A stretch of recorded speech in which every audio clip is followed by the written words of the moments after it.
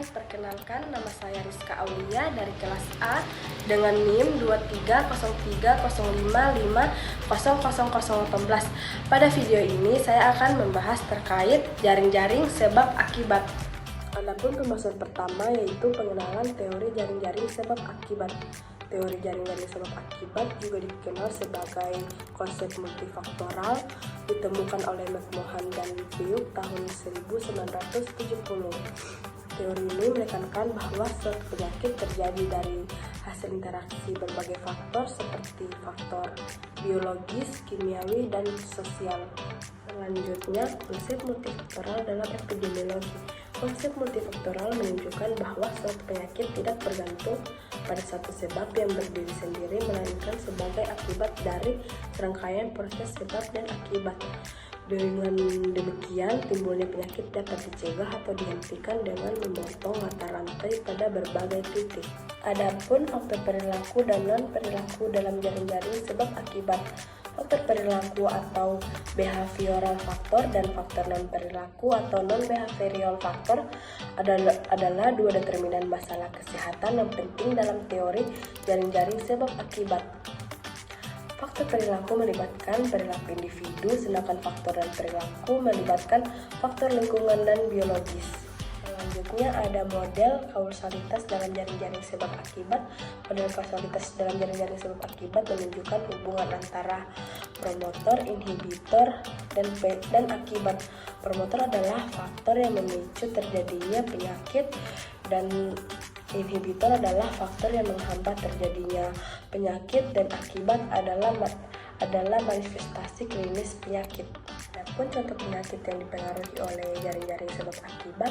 Contoh penyakit yang dipengaruhi oleh jaring-jaring sebab akibat antara lain penyakit menular, penyakit kronis, dan penyakit yang disebabkan oleh perilaku individu. Misalnya penyakit menular seperti COVID-19 yang dipengaruhi oleh interaksi antara virus, lingkungan, dan perilaku individu. Selanjutnya, pengaruh lingkungan dalam jaring-jaring sebab akibat. Lingkungan memainkan peran penting dalam jaring-jaring sebab akibat. Faktor lingkungan seperti polusi udara, air, dan tanah dapat memicu atau menghambat terjadinya penyakit. Adapun peran biologis dalam jaring-jaring sebab akibat. Faktor biologis seperti mikroorganisme, virus, dan bakteri memainkan peran penting dalam jaring-jaring sebab akibat.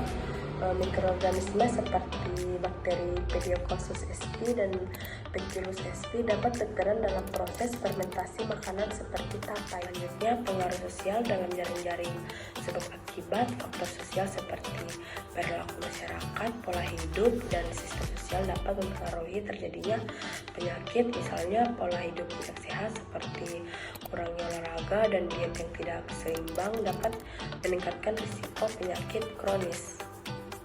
Ada strategi pencegahan dalam jaring-jaring sebab akibat. Strategi pencegahan dalam jaring-jaring sebab akibat melibatkan identifikasi dan pengurangan faktor risiko, misalnya pencegahan penyakit menular, melibatkan vaksinasi, penggunaan masker, dan penerapan protokol kesehatan dalam kehidupan sehari-hari kita.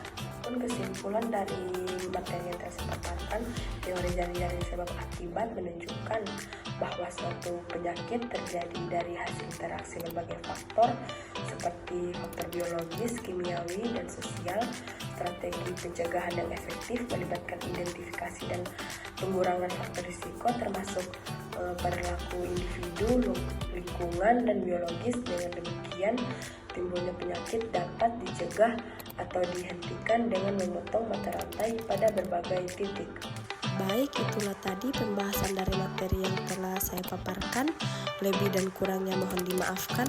Wassalamualaikum warahmatullahi wabarakatuh dan terima kasih.